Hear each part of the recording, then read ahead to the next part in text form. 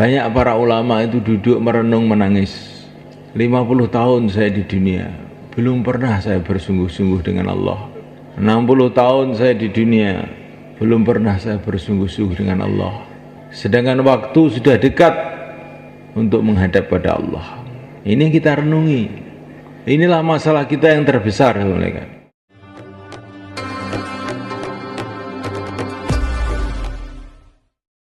Innal hamdalillah nasta'inuhu wa nastaghfiruhu wa nu'minu bihi wa natawakkalu alayhi wa na'udzu bihi min shururi anfusina min sayyiati a'malina may yahdihillahu fala mudilla lahu wa may yudlil fala hadiya lahu asyhadu an la ilaha illallah wahdahu la syarika lahu وأشهد أن سيدنا مولانا حبيبنا محمدا عبده ورسوله اللهم صل وسلم وبارك عليه وعلى آله وأصحابه والتابعين لهم إلى يوم القيامة أما بعد فقد قال في كتابه الكريم إن الذين قالوا ربنا الله ثم استقاموا تتنزل عليهم الملائكة ألا تخافوا ولا تحزنوا وأبشروا بالجنة التي كنتم توعدون نحن أولياؤكم في الحياة الدنيا وفي الآخرة ولكم فيها ما تشتهي أنفسكم ولكم فيها ما تدعون نزلا من غفور رحيم ومن أحسن قولا ممن دعا إلى الله وعمل صالحا وقال إنني من المسلمين ولا تستوي الحسنة ولا السيئة ادفع بالتي هي أحسن فإذا الذي بينك وبينه عداوة كأنه ولي حميم وما يلقاها إلا الذين صبروا وما يلقاها إلا ذو حظ عظيم. Hadirin yang dimuliakan, usaha para nabi, para rasul alaihi wassalam dan pengikut-pengikutnya sampai hari kiamat untuk membawa manusia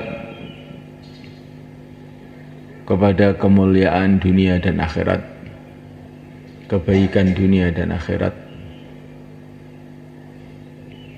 adalah dimulai dengan perbaikan iman,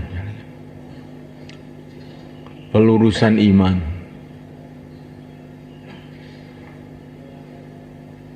Dan pelurusan iman ini dimulai dengan dakwah iman. Kalau ada dakwah iman, sudah menjadi tertib Allah. Nanti Allah akan meluruskan iman orang-orang yang Allah kehendaki.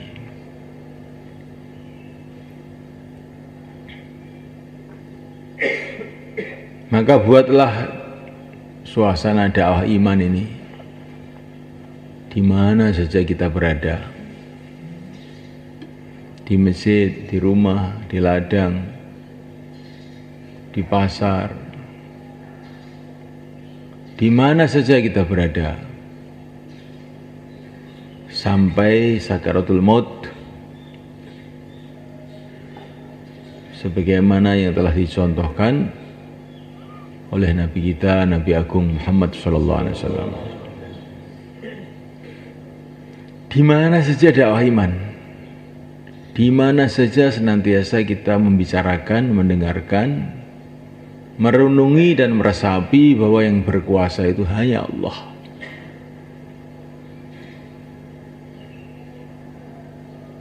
Makhluk tidak berkuasa apa saja.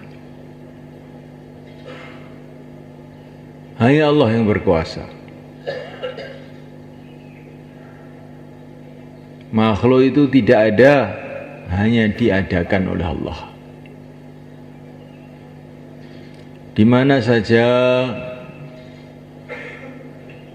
senantiasa kita bicarakan, kita dengarkan, kita renungi, kita resapi dalam hati bahwasanya Allah itu senantiasa melihat kita, mendengar kita, bersama kita. Allah yang maha bijaksana, Allah yang maha kasih sayang kepada orang-orang yang beriman.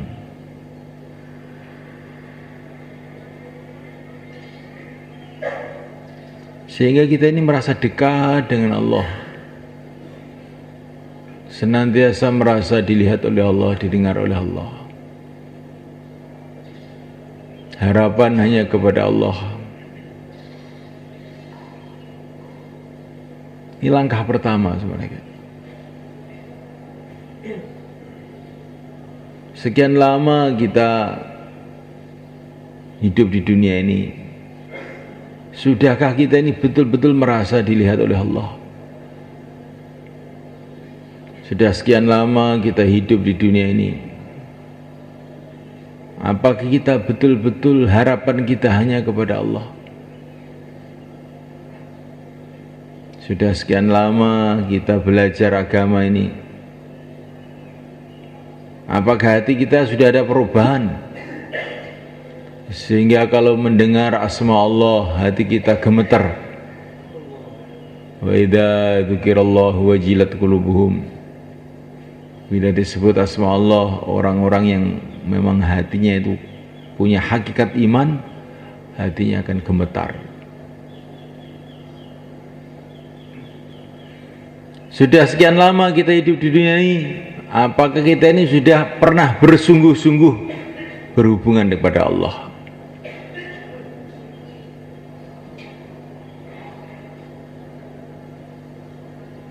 Banyak para ulama itu duduk merenung menangis.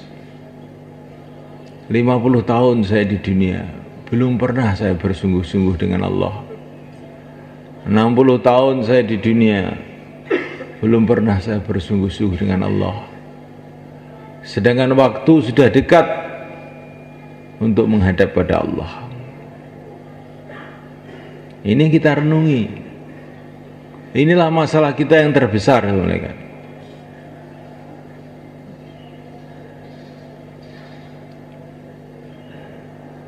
Memang kita sudah beramal, tetapi apakah kita sudah bersungguh-sungguh dalam amal?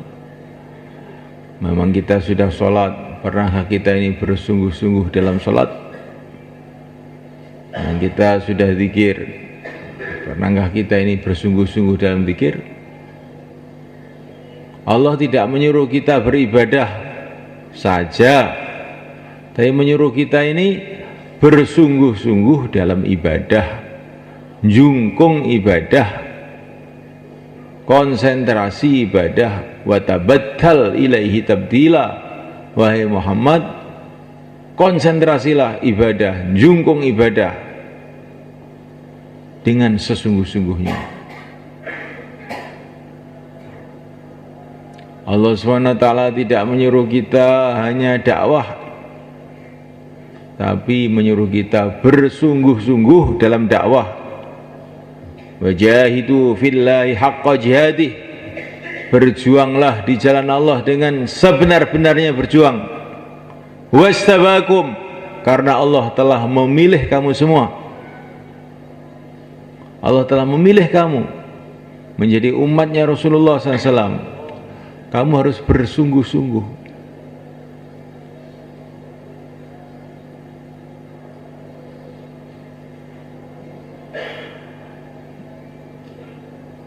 Kita semulaikan Allah Ta'ala bukan hanya diperintah untuk beragama, tapi beragama yang sungguh-sungguh. Dan ini kuncinya itu dalam dakwah semulaikan. Maka Allah berfirman, "Waman ahsanu qawla mimman da'a ilallah." Siapakah yang lebih baik agamanya? Qawla ini kalau dalam tafsir-tafsir itu maknanya agama. Siapakah yang lebih baik agamanya? Melebihi orang yang senantiasa mengajak kepada Allah dan beramal soleh. Lebih baik agamanya itu bagaimana maksudnya? Imannya kuat, amalannya sungguh-sungguh, komplit. Imannya kuat, amalannya sungguh-sungguh dan komplit. Ibadahnya tertib, sungguh-sungguh, dimulai dengan sholat 5 waktu berjamaah, sholat sunnah qobliyah, ba'diyah, isyraq, duha, awabin, tasbih, tahajud, witir. Witir ini penting mulai kan. Kalau menurut Imam Abu Hanifah, witir itu wajib. Jangan sampai orang itu nggak witir, itu jangan sampai. Insyaallah mulai kan.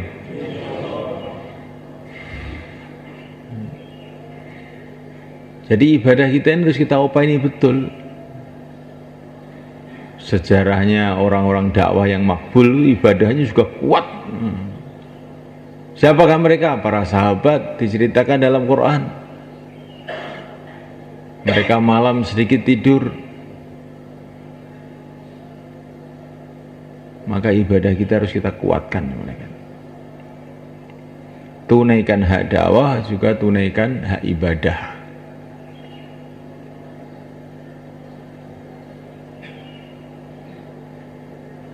Muadzin karena dia ini pikirnya mengajak orang untuk sholat, maka dia datang duluan. Dai karena pikir dia itu untuk menghidupkan adzan, bukan mau adzan dai itu. Bagaimana semua orang, semua masjid ada muadzinnya, itu pikirnya dai. Maka dai itu datangnya ke masjid sebelum muadzin. Kalau muadzin datangnya sebelum orang sholat, kalau dai datangnya sebelum muadzin. Insyaallah mulai kan? Karena Allah, bukan karena apa-apa. Bukan supaya dikatakan ini orang yang sungguh-sungguh dalam agama, bukan. Perkataan orang itu gunanya apa atau semua kan? Kalau semua orang di seluruh dunia memuji kita, menganggap kita ini orang baik, tetapi akhirnya nanti di akhirat kita tidak dinilai baik oleh Allah, apa gunanya? Nggak ada gunanya.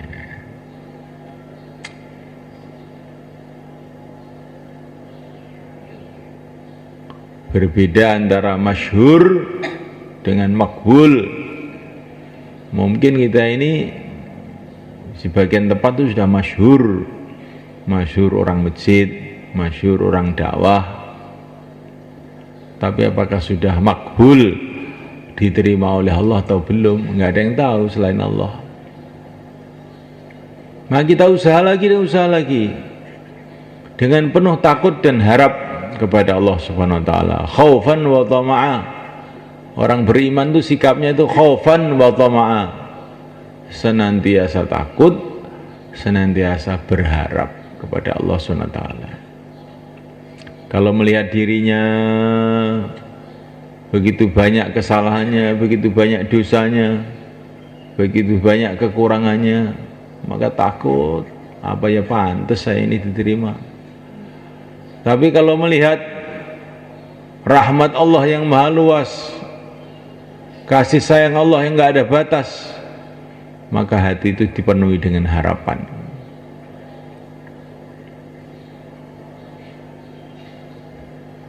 Walaupun kita ini bagaimanapun juga, tapi terus berharap kepada Allah SWT.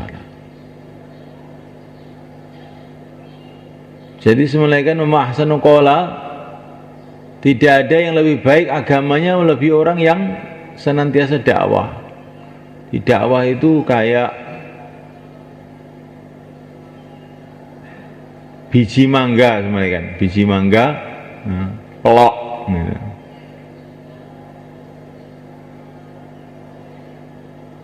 Pelok itu kelihatannya ya pelok, biji mangga.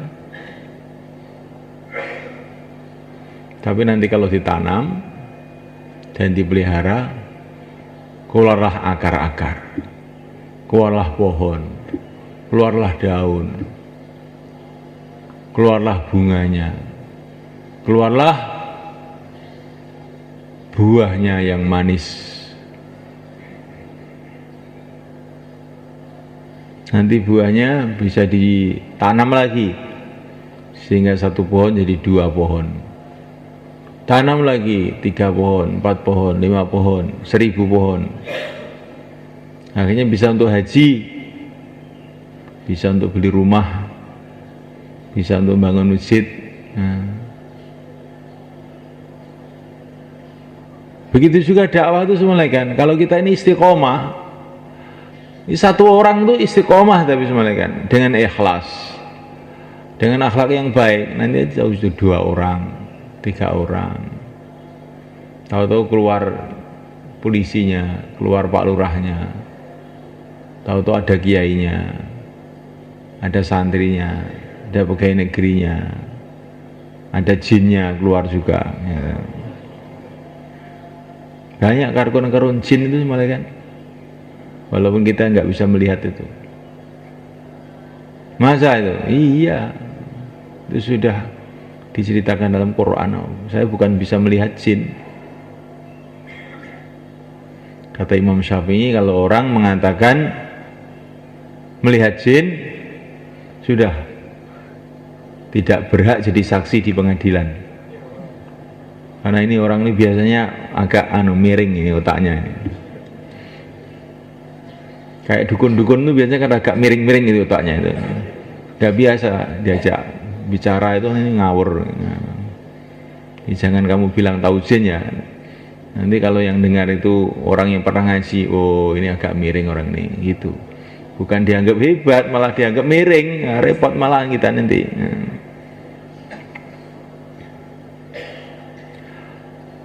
Jadi semulaikan Allah SWT. Dakwah itu seperti itu. Kalau kita istiqomah, maka keluar macam-macam makhluk. Datang macam-macam makhluk. Misalkan saya istiqomah dengan ikhlas, dengan tertib yang benar. Itu dohir luarnya dakwah. Batinnya juga begitu. Kalau dakwah itu istiqomah, nih tahu-tahu sholatnya itu tambah khusyuk, zikirnya tambah baik, akhlaknya tambah baik. Kalau setelah dakwah punya utang nggak mau nyaur, oh dakwahnya nggak istiqomah ini jelas ini. Kalau dakwah itu istiqomah, zahir batin, akhlaknya mesti baik, muamalahnya juga mesti baik, nggak mau ngelep hartanya orang itu. Jadikan takmir masjid malah uangnya masjid dilep. Itu bahaya loh semuanya kan. Uang istimai, uang masyarakat itu lebih berbahaya daripada uang infiradi. Jadi kita nyolong uang masjid itu atau utang nggak dikembalikan. Utang pun sudah sebenarnya nggak boleh uang masjid itu utang. Apalagi nggak dikembalikan, tambah itu. Itu lebih berbahaya daripada kita ini nyolong uangnya seseorang. Karena nanti di akhirat kalau kita nyolong uangnya satu orang, yang nuntut satu orang. Tapi kalau kita nyolong uang masjid, mengurangi hak masjid, nanti yang nuntut ribuan orang. Apa nggak bingung kita nanti?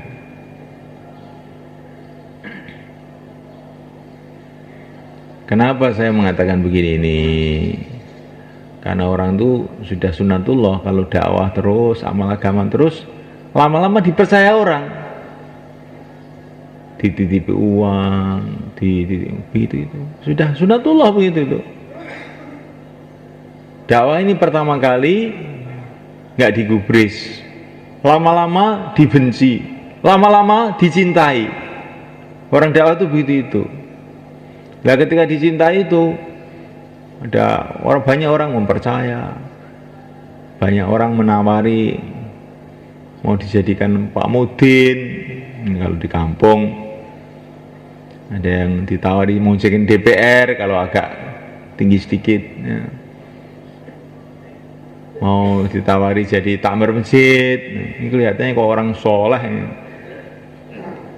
uang masjid itu biar dia aja yang bawa.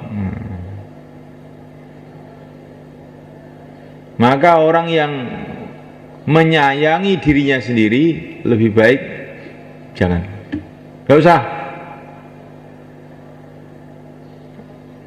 Orang-orang soft awal para sahabat itu adalah orang-orang ahli badar, orang yang paling tinggi imannya, paling tinggi amalnya. Tetapi oleh Sayyidina Umar itu orang ahli badar itu nggak dibagi jabatan. Justru orang-orang baru itu yang dikasih jabatan. Orang-orang yang top-top ini malah nggak dikasih jabatan. Maka ada orang tanya kepada Sayyidina Umar, itu orang-orang ahli badar itu nggak kamu kasih jabatan sama sekali, itu gimana? Mereka kan orang-orang baik. Maka Nabi mengatakan maka Sayyidina Umar mengatakan justru mereka itu orang-orang baik, maka saya jauhkan dari jabatan itu. Saya khawatir mereka nanti dikotori dengan dunia. Wong dakwah iki aja gelem nggo dhuwit wong. Nek nggawa dhuwit dhewe, aja gelem nggawa dhuwit wong. Insyaallah Bang nggih. Niki penting niki.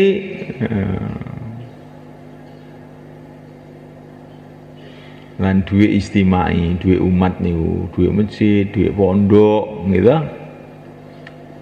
Dhuwit markas barang niku, dhuwit panas niku. Mergo nek ilang utawa kita pangan delep kuwi gak ene sing ngurus, tapi kok dadi urusan yang akhirat. Nah, maka Sayyidina Umar itu pernah waktu beliau jadi khalifah, pernah beliau ini kesulitan ekonomi yang sangat berat. Khalifah kesulitan ekonomi padahal harta seluruh dunia datang. Maka beliau ini utang kepada Abdurrahman ibn Auf. Maka oleh Abdurrahman ibn Auf dikasih tahu, ya Amirul Mukminin, kenapa utang sama saya? Utang aja ke Baitul Mal, ke kas negara. Kan banyak harta di situ. Utang di situ aja, kenapa utang kepada saya? Maka Sayyidina Umar mengatakan, ini setan ini, katanya Sayyidina Umar. Saya memang sengaja utang pada kamu yang bakhil seperti ini. Kenapa? Karena nanti kalau saya utang pada kamu, kamu akan selalu nagih saya, sehingga akan saya kembalikan. Kalaupun kamu nggak nagih, pasti anak-anak kamu, istri kamu akan nagih sama saya. Itu. Tapi kalau di Baitul Mal, nggak akan ada orang berani nagih saya. Akhirnya saya ditagih oleh Allah di akhirat. Memang saya sengaja mau utang sama orang bakhil seperti kamu. Padahal Abdurrahman ini bukan orang bakhil. Ya. Tapi memang Sayyidina Umar itu kadang-kadang kalau ngomong nyelekit gitu tuh. Biar jadi pelajaran buat para sahabat. Nah.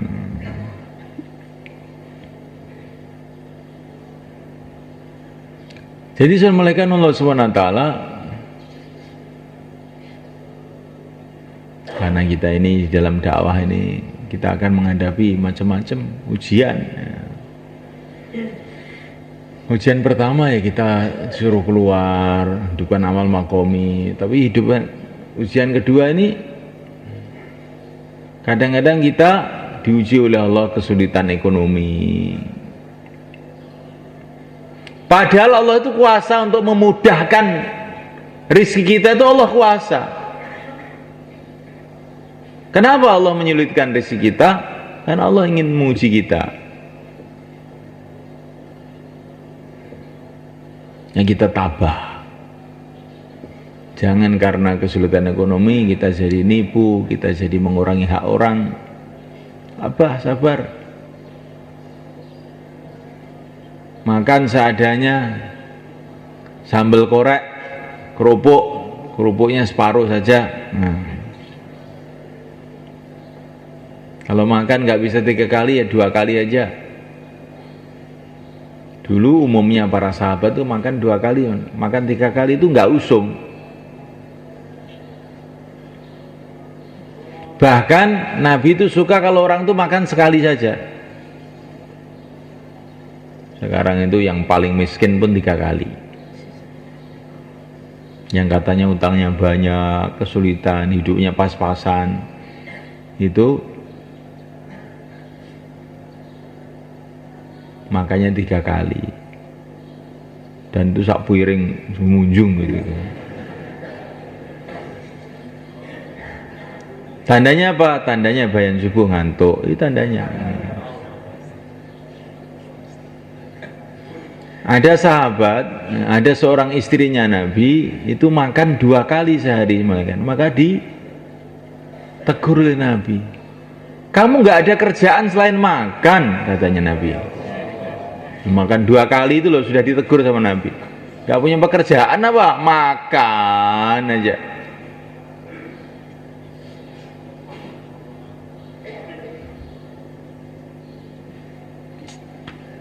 Nah, kita ini kalau pada zaman sahabat dianggap lucu gitu ini. Makan 3 kali, istiqomah. Ya. Nah, kita dianggap lucu.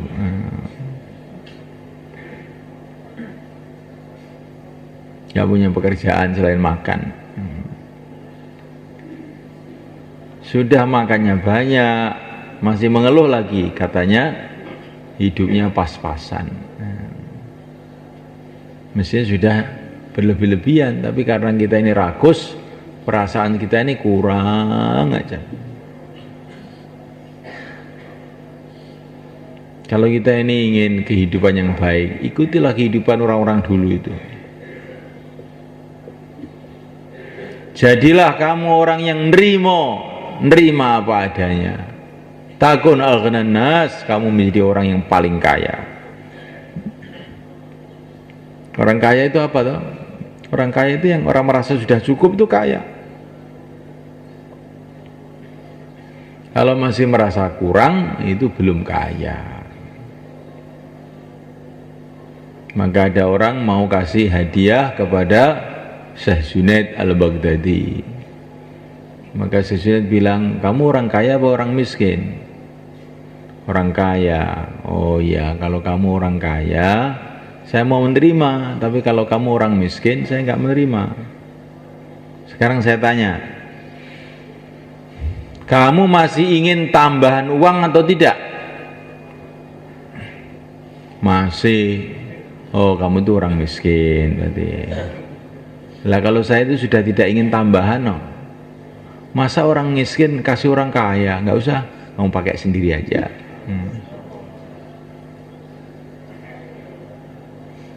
Ulama dulu itu berpikir itu seperti itu. Ada satu ulama itu datang ke seorang raja. Ulama datang ke seorang raja. Pas rajanya ngantuk, jadi nggak dengar. Karena raja yang ngantuk ya, terus dibiarin aja ngantuk. Maka raja itu bilang, Tuan Raja, saya siap.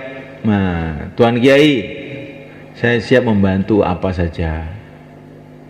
Mau perlu apa, saya siap bantu. Maka ulama tadi bilang,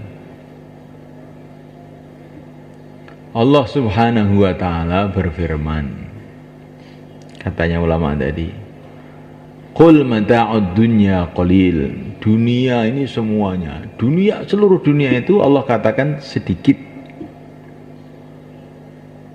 Harta dunia itu sedikit. Yang sedikit ini oleh Allah sudah dibagi-bagi banyak orang. Maka kamu itu bagiannya lebih sedikit lagi, Tuan Raja. Dunia ini sedikit, dibagi banyak orang, kamu dapat bagian apa? Sedikit dari yang sedikit.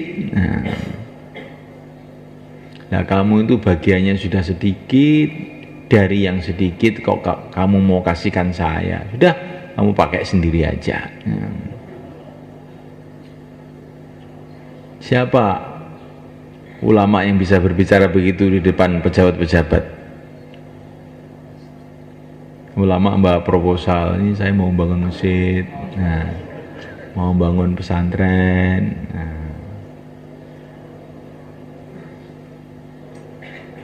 Akhirnya orang-orang dunia itu salah paham, oh ternyata orang agama itu perlu sama saya.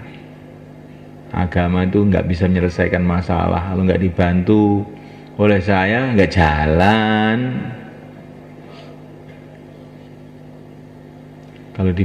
Kalau saya bantu jalan, kalau nggak saya bantu tidak jalan. Akhirnya orang dunia itu tambah jauh dari agama.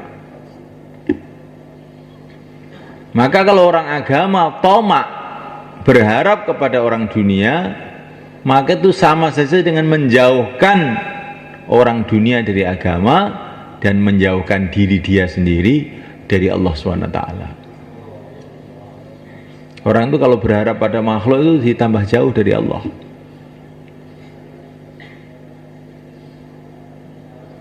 Maka janganlah kita ini tomak berharap kepada bantuan orang dunia. Kalau minta, mintalah kepada Allah, mohonlah kepada Allah, nangis kepada Allah.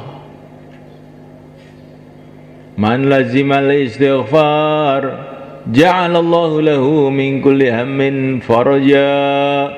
Barang siapa yang terus-terusan istighfar, Allah akan menghilangkan kesusahannya. Barang siapa membaca surat Waqiah, maka Allah akan hilangkan rasa kefakirannya itu.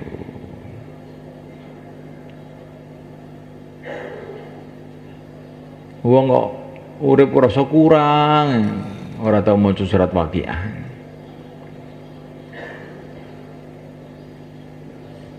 Baca insyaallah ya, malam insyaallah ya. Ini ekonomi kita ini. Ekonominya ekonomi ghaib. Supaya hati itu tidak tomak kepada makhluk, tidak tomak ke sana, tidak tomak ke sini. Tidak berharap ke sana, tidak berharap ke sini. Rizki kita ini sudah ditulis oleh Allah. Untuk apa tomak? Untuk apa kita ini minta tambahan? Rizki sudah ditulis oleh Allah. Tapi masalah kita ini bukan masalah itu sebetulnya. Ini loh, masalah hati. Ingin ini, ingin itu loh masalahnya di situ itu. Maka surat Waqiah itu untuk menghilangkan ini. Rasa kemiskinan, rasa kefakiran, rasa tidak cukup, sehingga kita ini akan menjadi seperti yang dikatakan Sunan Kalijogo, sugih tanpa bondo. Kok sugih tanpa bondo piye? Desun ya nih, sakit mboten? Lah banyak ora butuh. Ini sugih tanpa bondo ki karo Allah didadekne ati gak pengen. Ene monggo mobil, alah aku ora pengen aku. Ene wong mangan sate aku gak pengen, aku seneng tewel aku. Ene ngomahe apik, aku gak seneng omah ngono kuwi. Aku seneng omah pring anyep. Sini sugih tanpa bondo. Nek sugih nganggo bondo niku lim suliyong mak niku. Wong kafir, raja Firaun, Qarun, Haman niku sugih nganggo bondo. Nek wong iman iki iso sugih tanpa bondo. Lho.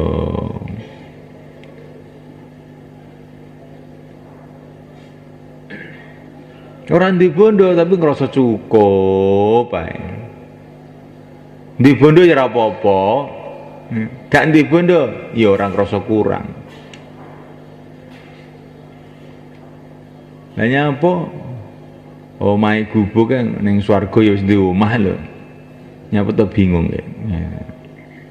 Walaupun nang donya ora duwe jabatan, sedhi lungkot sedhi raja ning swarga.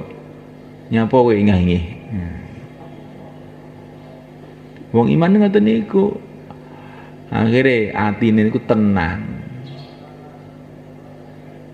Nek sampean mboten purun tenang, aku kudu duwe ngene. Kowe tiwas sengsara atimu lan rezekimu ora bakal tambah. Rezekimu ditulis oleh Allah, gak bakal tambah. Tibah kowe nelongso, ngenes. Ya. Nanti ngenes wae. Tapi nek wong ndek keyakinan rezeki ditulis karo Allah. Omahku swarga. Duduk nang kene iki. Urip sak eneng-eneng ngene wis ayem mawon, tenang mawon. Baturmu bodho tuku mobil kowe kok gledekan loro itu Kang. Malah penak ngene iki. Iso mlebu teko ndi-ndi. Lah baturmu wis gledekan loro kok kowe mancal, ya malah sehat. Kancamu udah mancal kok melaku, ya iki si paling apik ya melaku iki, olahraga terus. Jadi wong niku urip niku diguyu mawon, mboten usah susah, mboten usah susah. Tapi nek amalan kurang kuwi lho susah. Nek duit kurang gak apa-apa. Wong niku urip kaya Kanjeng Nabi ngono lho, Pak. Mantuk teng dalem, tanglet teng istrine, ning sarapan kudu nonton. Ya tak poso nek no. Nah, penak. Penak mawon mboten usah repot-repot. Kanjeng Nabi badhe dahar. Mboten dalem mboten ten lawuh blas. Lawuhe namung cokak sing kuwecut niku. Oh, cokak apik, ni'mal idam. Cokak iki sak apik-apike lawuh dawuh Kanjeng Nabi. Lang kuwecute kaya ana sak apik-apike lawuh. Nah, nggih. Wong nek wis karo Allah diparingi ridho, wis lawuh apa enak. Tapi nek diparingi gak nrimo, wis to. Gak ono sate ya, kotot ngene. Kayak sate jarine kotot. Kayak tewel. Wis. Pokoke ngomel akhire niku walhasil niku ngomel terus.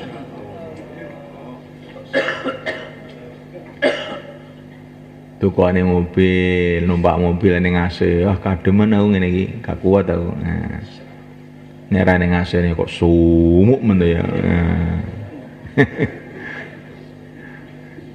Kowe kuwi metu 4 bulan bendang rubah kuwi, aja sambat ini. Insyaallah Bang nggih. Nah niku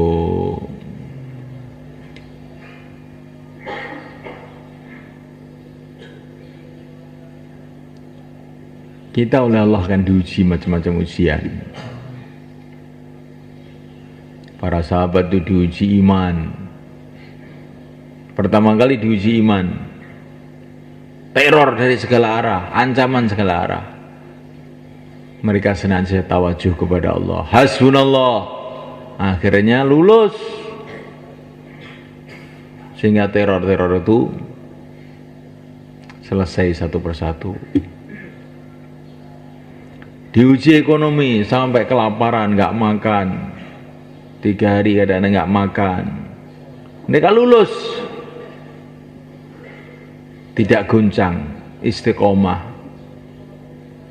Lalu selesai ujian, Allah datangkan rezeki yang mudah dari segala arah. Wa wajadaka 'ailan fa'aghna. Kamu dulu kesulitan, sekarang saya mudahkan itu. Diuji dengan masyarakat, orang menjauh. Para sahabat istiqomah. Akhirnya orang-orang yang menjauh tahu-tahu mendekat, mencintai semuanya.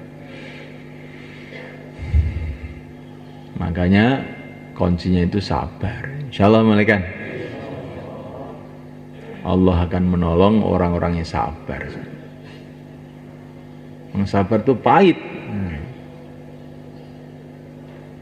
Tapi semulaikan kalau kita sabar, tabah. Sabar itu bagaimana?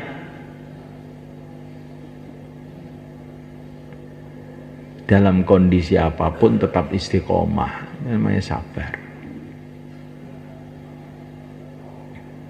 Saya pernah dikasih cerita oleh Mbah Kiai Maksum waktu saya khususi tahun berapa, tahun 80-an. Kiai Maksum Kerapiak almarhum, senang beliau dengan dakwah.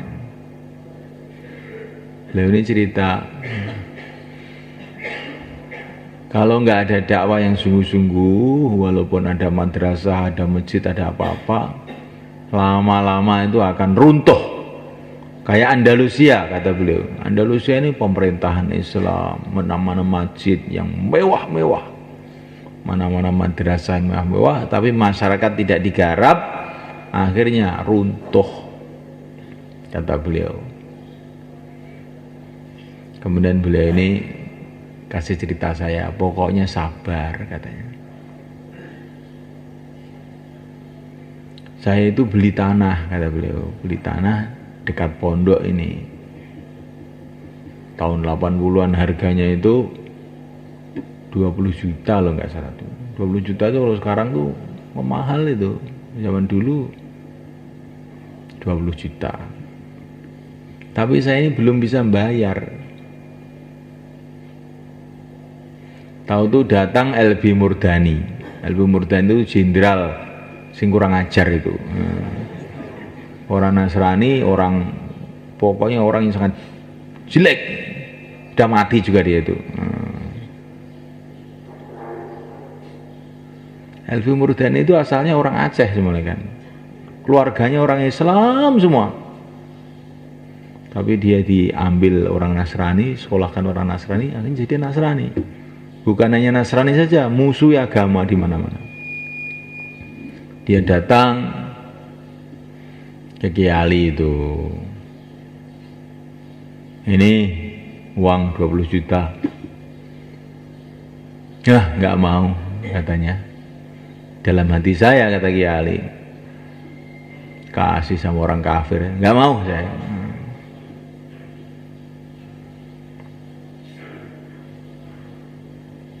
Loh, kiai mana-mana saya kasih mau loh kiai. Kok kenapa Pak Kiai nggak mau? Oh, itu kan kiai besar, katanya beliau.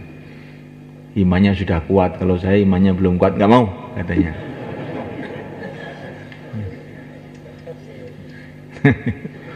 Masya Allah. Sudah, kalau nggak mau uang itu mobil, saya bawa mobil baru itu di depan itu untuk Pak Kiai. Saya sudah punya mobil, katanya. Saya sudah punya mobil, untuk apa mobil lagi? Akhirnya LB Murdani pulang. Ya, saya dikasih orang kafir nggak akan mau saya. Saya minta sama Allah saja. Saya sholat 2 rakaat, kata beliau.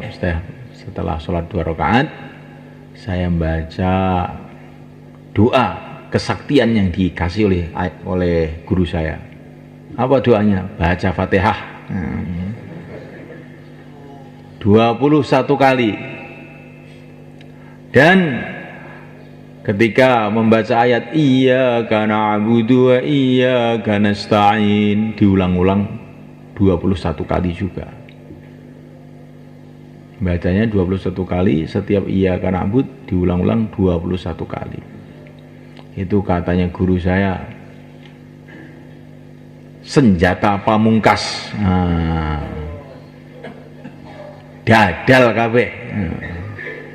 Ini kula warai khusus kangge tiyang sing mboten ngantuk nih.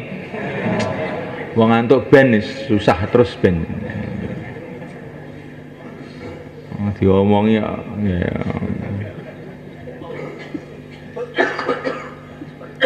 Katanya Kiai Ali ini baca beberapa hari begitu, sholat 2 rakaat, baca surat Fatihah 21 kali, iyyaka na'budu 21 kali, tiap satu baca.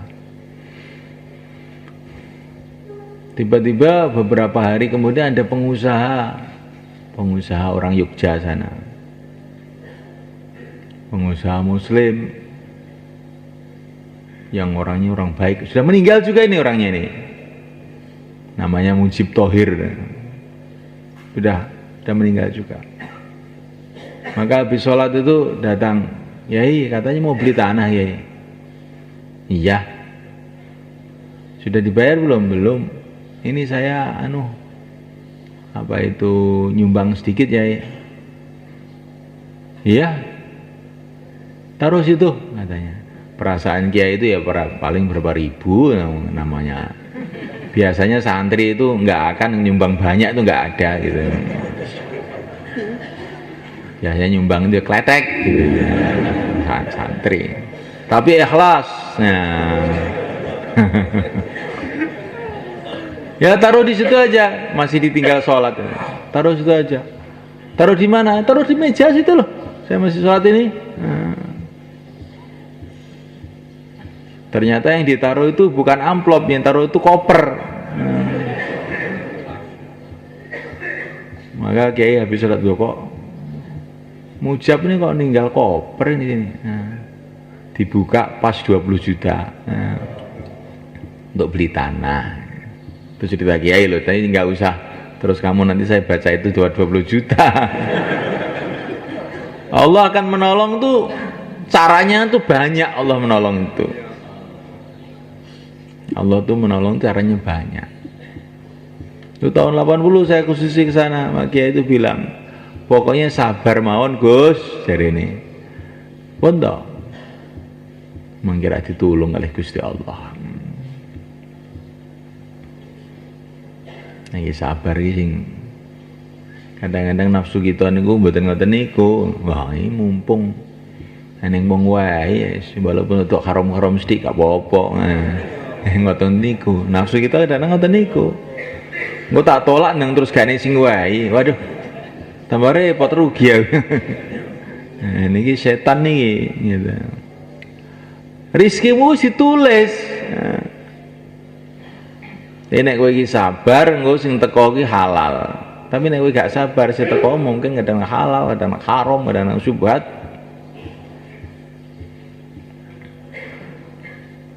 Ini cerita. Jadi sampai nek sowan-sowan kiai niku sampean njaluk donga ngoten niku. Aja sowan kiai niku sing tata krama ora entuk manfaat.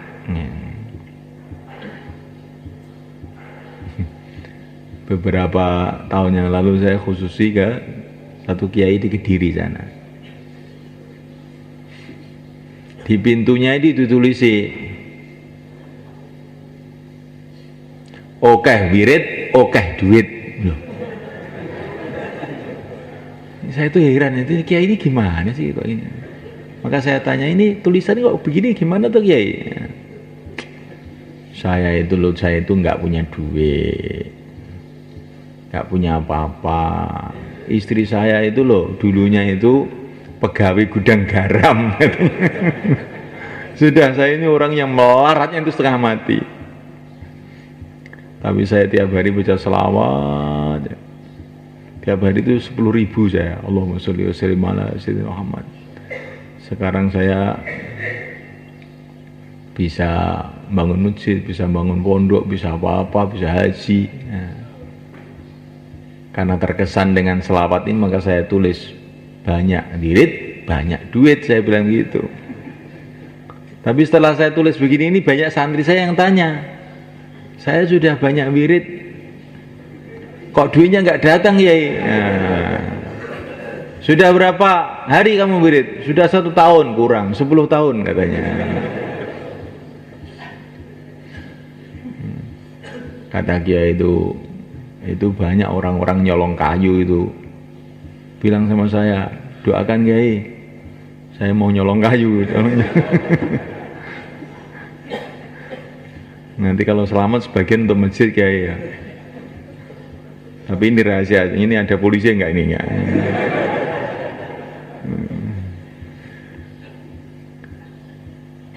Saya bacakan selawat aja.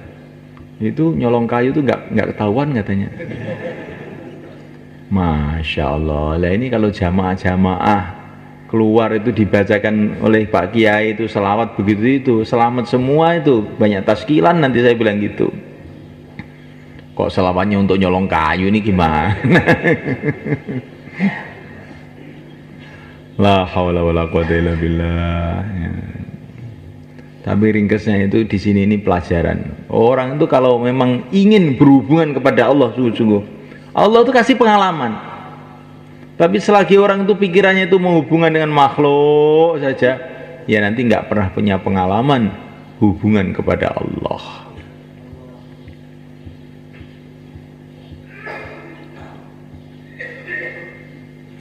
Insyaallah malaikat.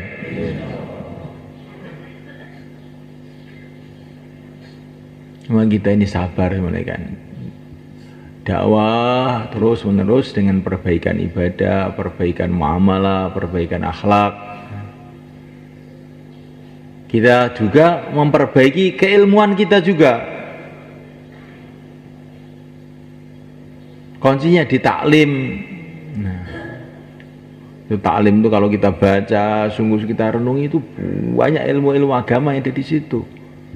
Tapi sudah dirangkum oleh Syekh Zakaria ini sehingga mudah dipahami orang umum. Dibaca sungguh-sungguh. Kalau ada masalah apapun, tanya sama ulama-ulama. Ini halal apa haram? Saya itu dagang begini ini halal apa haram? Riba atau bukan? Saya kawin seperti ini nih benar apa tidak? Nah, saya bertani seperti ini pupuknya utang bank itu ya benar atau tidak? Kita harus rujuk malaikat. Sebagaimana kalau kita sakit itu rujuk, pergi ke dokter, obatnya apa? Begitu juga kita ini dalam kehidupan kita ini harus dekat dengan para ulama untuk supaya tahu ini halal apa haram, boleh atau tidak. Harus malaikat.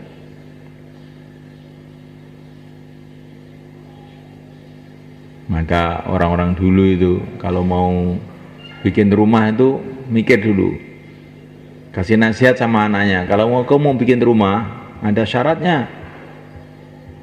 Pertama kali cari kampung yang di situ ada ulama. Karena kalau kamu tidak dekat dengan ulama bahaya. Nanti kalau kamu nggak bisa tanya halal haram gimana? Kamu hidupnya jadi haram terus. Kedua kali cari kampung yang dekat dokter supaya kalau kamu sakit mudah cari obat. Yang ketiga kali cari kampung yang mudah air. Karena kalau kampung itu susah air itu repot. Nomor tiga, cari kampung yang dekat pasar. Kalau belanja mudah, nggak habis umur kamu untuk belanja. Tapi itu orang-orang dulu tuh yang pertama itu. Kalau orang dakwah ditambah kelima. Yang kelima, kampung yang sekitaran situ sudah ada orang-orang yang amal agama. Jadi kamu punya teman amal agama. Maka jangan beli apa itu rumah di Perumnas, itu biasanya demedok itu, tetangganya nggak ada yang kenal, nggak ada sholat, nggak ada apa, biasanya loh ini tidak, bukan semua loh biasanya, apalagi di daerah-daerah Jakarta sana, kota-kota yang di Perumnas biasanya bangsa orang-orang nggak sholat itu biasanya. Nah itu kalau kita nggak kuat. Jadi kalau di India, di Bombay itu lihat itu ajib itu bagus cuma kita tiru. Kalau orang-orang dakwah itu beli rumah di Perumnas itu bareng-bareng 10 orang gitu, sehingga langsung bisa hidupkan makomi di situ. Orang-orang India, orang Pakistan, orang Posto khususnya itu kalau bikin rumah itu kelompok-kelompok itu, satu keluarga itu umpamanya ayahnya, anaknya, cucunya itu bikin kayak kampung kecil gitu. Nanti kerjasama di situ. Sehingga kalau mereka keluar tuh nggak sulit ngomong sama saudara-saudaranya, saya mau keluar, dijaga anak saya, bisa. Ekonominya juga begitu, mereka tuh kerjasama. Orang-orang Posto, orang Pakistan tuh pada bikin toko di Malaysia, di mana-mana itu, di Brunei. Gantian. Yang nunggu saya nanti ganti kamu ya, gantian. Karena mereka rumahnya dekat-dekat itu, orang Pakistan. Nah itu para sahabat dulu di Madinah itu begitu itu. Mereka itu satu keluarga bikin rumah itu satu kelompok gitu. Sehingga mereka mudah untuk kerjasama. Ini bukan harus begitu, tapi ini saya kasih contoh orang-orang dulu tuh kayak begitu, sehingga mudah kerjasama. Ketika kerjasama, akhirnya mudah amal agama. Assalamualaikum. Masya Allah, assalamualaikum. Yang penting kita tidak tahu masih berapa hari lagi kita di dunia ini. Maka kita niatkan dari masjid kita ini kita menata amal kita lagi. Dimulai daripada dakwah kita. Kalau dakwah kita ini tertata, insya Allah amalan-amalan yang lain akan mudah tertata. Karena ini kuncinya. Maka kita kumpul halakohnya masing-masing. Kemudian langkah pertama, kapan 2,5 jam kita, jauhlah pertama kita, jauhlah kedua kita, 3 hari kita, 40 hari kita. Dan kapan 4 bulan kita, yang belum 4 bulan. Insyaallah kan? Yang sudah 4 bulan, coba ditingkatkan. Sekarang saya niat tiap hari 8 jam, atau setiap bulan 10 hari, atau setiap tahun 4 bulan. Sepertiga hidup. Insyaallah kan? Ini kelas 2 ini. Kelas pertama itu 2,5 jam, 3 hari, 40 hari, 4 bulan. Usaha kita ini meningkat, ditata sehingga bisa lebih banyak lagi waktu untuk kerja agama ini. Tiap hari 8 jam. Kalau bisa setiap bulannya juga ditingkatkan. Diusahakan tiap bulan 10 hari, tiap tahun 4 bulan. Dan kita jangan merasa berat malaikat. Kita ini memang nggak lama loh hidupnya malaikat. Coba lihat orang-orang dunia itu di sawah berapa jam tiap hari, bertahun-tahun. Karena urusan dunia orang telah berkorban habis-habisan. Maka untuk urusan agama, kalau kita meningkat pengorbanannya, tidak salah. Insyaallah kan? Sekarang kita kumpul perhalakoh kan? Berzun kayak malam tadi malam.